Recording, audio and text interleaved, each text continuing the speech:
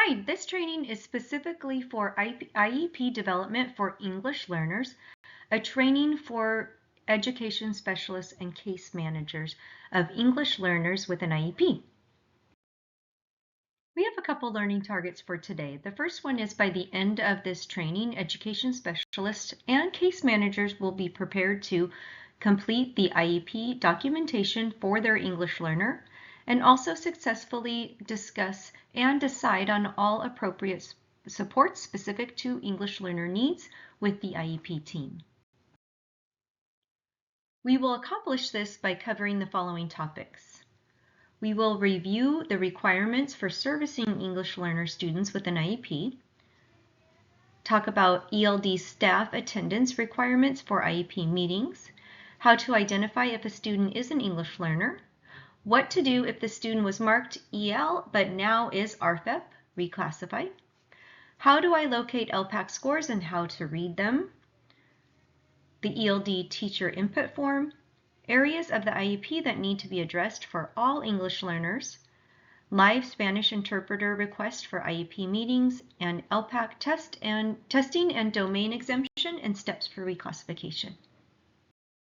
I want to start out by talking about the requirements we have to service these students. As a school, we must identify, locate, and evaluate English learners with IEPs in a timely manner. We must consider the English language proficiency of English learners with IEPs in determining appropriate assessments and other evaluation materials. We must not identify or determine that EL students are students with disabilities because of their limited English language proficiency. And we must provide English learner students with IEPs with both the language assistance they need and disability-related services they are entitled to under federal law.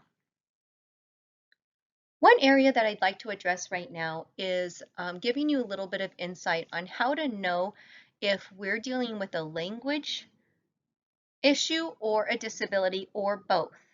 So teachers attempting to distinguish between a disability and a language difference should begin by addressing a few key questions. Number one, compared to English, for how long has the child been speaking and exposed to their home language? We need to keep in mind that it is typical for a child learning a second language to have a silent period. So if a student is not speaking much and we know that they are new to learning English, it might not be a speech issue. It might just be that they're in their silent period. Number two, are the difficulties present in both the child's home language and the new language? For example, can the child read in their home language, but they're just having a hard time reading in English because they're learning the language? The same in math. If they don't understand a math problem, if it's explained in their home language or English, then that gives us more of an idea that it is something with a learning issue than just a language. Number three, are the concerns evident in multiple subjects and/or settings? Number four, have developmentally appropriate strategies been delivered systematically? And number five, have these strategies produced any significant differences in the child's learning and development? In summary, again, we want to try a few things to really find out if this student is struggling in school because they are learning a second language, or is it truly a disability? One question that comes up is ELD staff attendance requirement for IEPs. Please invite the ELD specialist of every active English learner to the IEP. We ask for at least a week notice so a substitute can be arranged for if the IEP falls during a designated ELD session. Please provide an ELD teacher input form to the ELD specialist to complete even if he or she will be attending. This will give you all the information needed ahead of time to update the IEP before the meeting. Although it is highly preferred that a representative from the ELD department be present at each IEP meeting of an EL student, we are not a required participant by the state. No excusal is required by the parent as we are part of the general education team. But again, we ask that an ELD specialist be invited to every IEP of an English learner. Our ELD overview recording shows all of the different ways that you can find out if your student is an English learner. So please refer to our job aid here on the PDF version of the slides. But also only students with the ESL tag in TV or ELL showing in the online school will need the English learner areas marked in the IEP. If the student has ESL-EM or ESL-E, that means that they have been reclassified and they should not be marked as an English learner on their IEP. What do I do if a student is marked EL but is now RFEP or reclassified?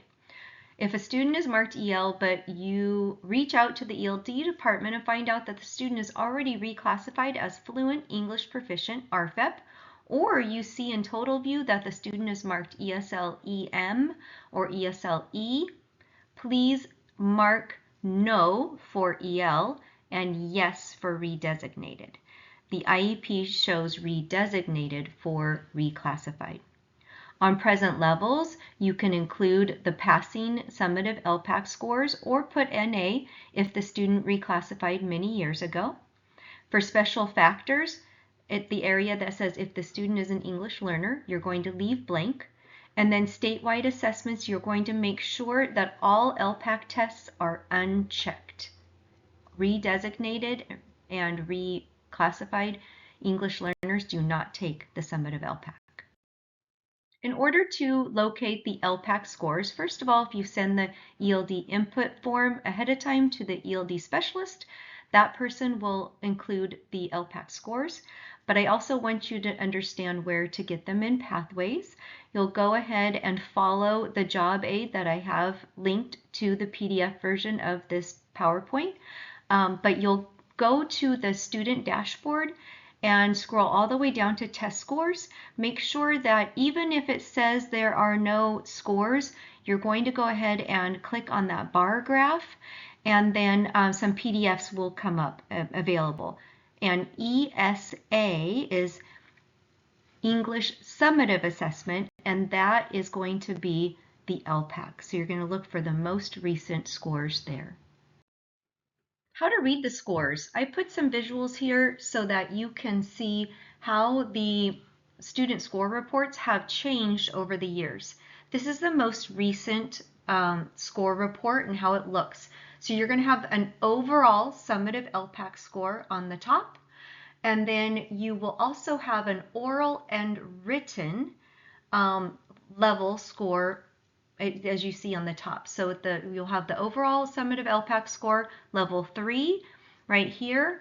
And then the oral language score has a 1560 scale score and at the moderately developed. And then also a 1547 for written language score and a somewhat developed. Then you go down to each one of the domains. Listening, speaking, reading, and writing will only have the words written out. They don't have a scaled score. So listening is somewhat moderately developed. So is reading. Speaking was well developed, and writing here is somewhat moderately developed. The question came up for what to mark for the listening, speaking, reading, and writing in SACE if the student is somewhat / moderately developed. Because on the LPAC reports, it only shows it grouped, but in SACE, it asks you to distinguish. So what we're going with is if the student, so for example, listening and speaking, if you see in the example of the LPAC report, those are under oral language score. Reading and writing are under written language score.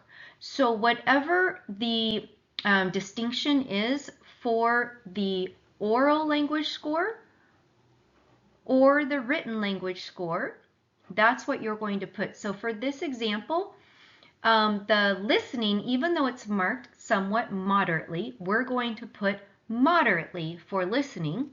and speaking well developed, because when we look at the top, we're over the halfway mark and we're in the moderately developed. But for reading and writing, both of those show somewhat moderately. But because our written language score is on the somewhat developed side, we're going to choose somewhat developed for both reading and writing. For the ELD input form, we have it linked here, again, the PDF version of this PowerPoint. Please ask for the ELD teacher input form at least a week before the meeting so the ELD specialist can prepare it with LPAC scores, attendance, and engagement. Again, you can find the form linked here, and you can also ask if you have any questions about that. Now I'm going to be stepping through each of the areas of the IEP that need to be addressed for every English learner. First of all, we need to know if the student is EL or redesignated. So please make sure that if the student is an English learner, EL is marked yes and redesignated is marked no. They cannot be yes on both. Also, we're going to go to present levels, which is summative LPAC. Please mark summative LPAC.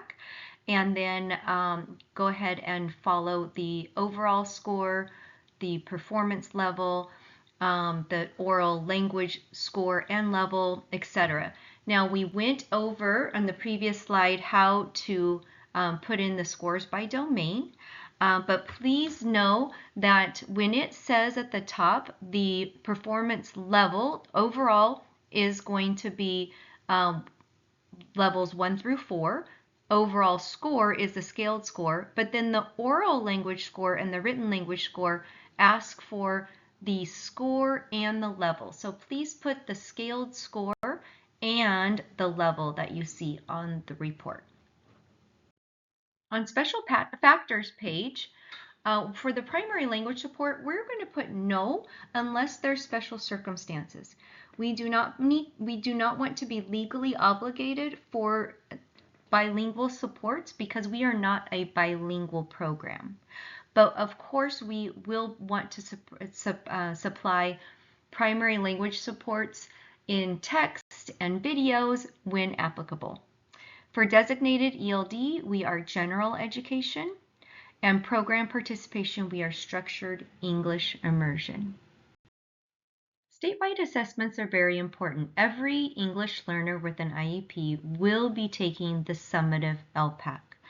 So please make sure that as a rule, we ask that any accommodation for the STAR 360 SBAC CASP should be the same for LPAC. If the student is not of age to take the CASP, I have some suggestions later on in different slides. If you need an interpreter for your IEP, we have live Spanish translation and interpreting for IEP meetings. Now, if the family needs something other than English, please use CLI, and the directions are linked here. For Spanish-speaking families, we now have in-house live interpreting, and you can find the process here in the survey link. We ask that you request a live Spanish interpreter at least a week before the meeting using the survey. You have to use the survey link, and it's bilingual support specialist will be assigned to you. In our overview training, we talked a lot about the LPAC. It's important to understand that all English learner students or potential English learner students with an IEP must be assessed with the English Language Proficiency Assessments for California, or LPAC. The next few slides will talk more specifically about LPAC accessibility resources. Here I have linked the LPAC Administration Student Accessibility Checklist. The use of these approved accessibility resources does not affect a student's score nor a school district's participation rate. We highly recommend that you use the Student Accessibility Checklist when deciding what supports are appropriate for your English learner. Here is just a snapshot of the matrix for the summative LPAC and also for the CASP and the different levels of supports that are available for the statewide assessments. Sometimes an English learner will be in a grade level that does not take the CASP. And so as an ELD department, we came together to make recommendations for all English learners with an IEP. But please note that the IEP team should consider any additional supports and accommodations appropriate for that individual student. But as far as designated supports go, we would like to see that all English learners with an IEP receive the embedded designated support of pause or replay, and that would be for the listening and speaking only. We also, under the accommodations embedded, would like to know that all English learners have the ability to use text-to-speech items and passages for listening, speaking, writing only. Again, there are many other resources and accommodations that are available. So as an IEP team, we ask that you all discuss what would be appropriate for the individual student. Continuing with accommodations, I'd like to talk a little bit about the LPAC domain exemptions. If any domain, listening, speaking, reading, or writing, cannot be accessed with the accessibility resources available, please consider a domain exemption. Only one domain from oral language and/or one domain from written language can be exempt. Make sure to notify the ELD coordinator when a domain exemption is added to an IEP so that it can be inputted correctly into TOMS. If the IEP adds a domain exemption but we do not add it to TOMS, then it won't be reflected in the administration of the LPAC. An example of when a domain exemption would be appropriate is if, let's say, a student is a has select mutism, and we're not going to hear anything from the student for speaking, then we can put a domain exemption for speaking only so that the student can continue with the other 3 domains and have an opportunity to show language proficiency correctly to their best ability. The summative alternate LPAC would be the next level of support when a student is not able to be successful using the accessibility resources or the domain exemption.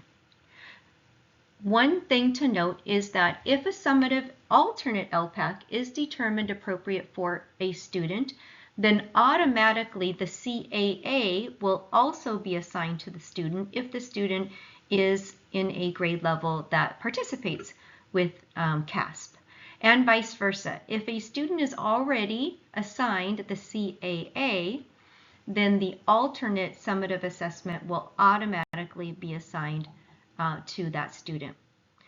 Also, please note that the alternate assessments are for the students with the most significant cognitive delays. Here we can see some more information about the summative alternate LPAC, what it is, why it's given, and who takes it. I have linked the fact sheet here. And one more fact sheet just to give us more information about how it is given and when it's given. The main thing to understand is the summative alternate LPAC is an in-person test only, so that if a student is assigned the summative alternate LPAC, the student will have to be met with a one-on-one in-person LPAC proctor, and we ask that the education specialist who works with the student be the first choice for administering all summative alternate LPACs. The CDE has done a great job at providing an alternate assessment decision confirmation worksheet. This is highly recommended to go through for your student if you are trying to decide if either one or both of the alternate assessments are appropriate. Again, if the student is assigned one alternate assessment, LPAC or CASP, then the other one will automatically be assigned as well. So it's a really important decision that the entire IEP team should be involved in. And finally, this is just a graphic to help you understand the levels of support that we try to give our English learners with an IEP. First of all English learners with an IEP will take an initial or summative LPAC. We want to use all of the appropriate accessibility resources necessary to make sure that that student can successfully access the assessment. If the accessibility resources are not appropriate and we do see that the student needs a domain exemption, then we'll move on to that. If the student has significant cognitive delays and the domain exemptions and the accessibility resources are still not appropriate, then finally we would look at the alternate LPAC. So here we just move from the least restrictive down to the most restrictive situations for taking the summative LPAC. And finally, I'd like to share some additional resources. I have a link here for the California Practitioner's Guide for Educating English Learners with Disabilities. This is a very large document, but I wanted to bring it to your attention, and I'm going to be pulling out specific areas that are important to us. But please know that any question you have, especially the education specialists who are servicing students who are English learners as well, you can find anything you need in this practitioner guide, all the specifics and the protocol. Thank you for watching this presentation on English learners with an IEP and how to best support them. Our ELs with IEPs need all of us to work together. So let's collaborate and make sure the appropriate supports are put in place for each individual student. As always, please reach out to Anita Garza with any questions. Thank you so much.